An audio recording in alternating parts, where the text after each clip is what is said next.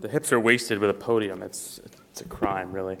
So every couple of years we do this this Employers Gone Wild thing. We find cases where employers do things that we would probably not advise them to do, and it gets reported, and we can all chuckle because, there but for the grace of God go we.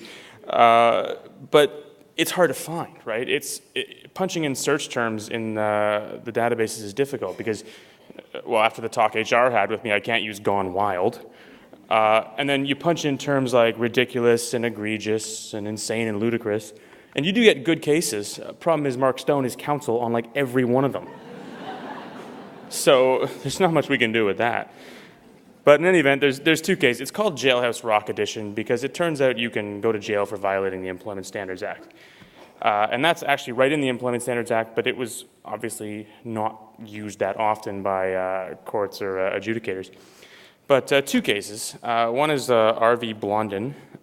So over a 2-year period, this employer got 61 complaints about unpaid wages from 61 employees complaining about unpaid wages. There were more complaints than that. They ended up getting $142,000 ordered against them in unpaid wages.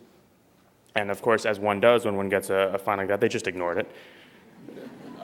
So they then got a court order of fines for another $240,000 with $40,000 personally against the owner of the company. So once again, as one does, he just ignored that.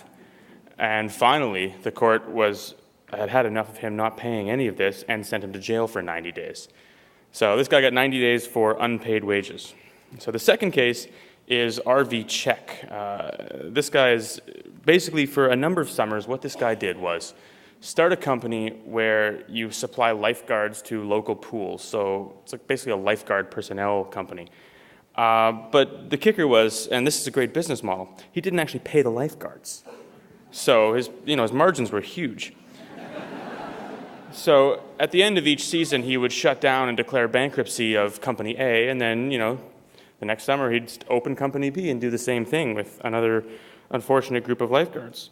So the fines weren't quite as big, but a number of employees got between $80 and $3,100 ordered against them, totaling around $63,000, plus another $15,000 fine against him personally. Once again, as one does, just ignored these fines because these sort of things tend to take care of themselves, and didn't do anything. Then he gets another $15,000 fine against himself personally, again ignores it, and the court sends him to jail for 90 days. So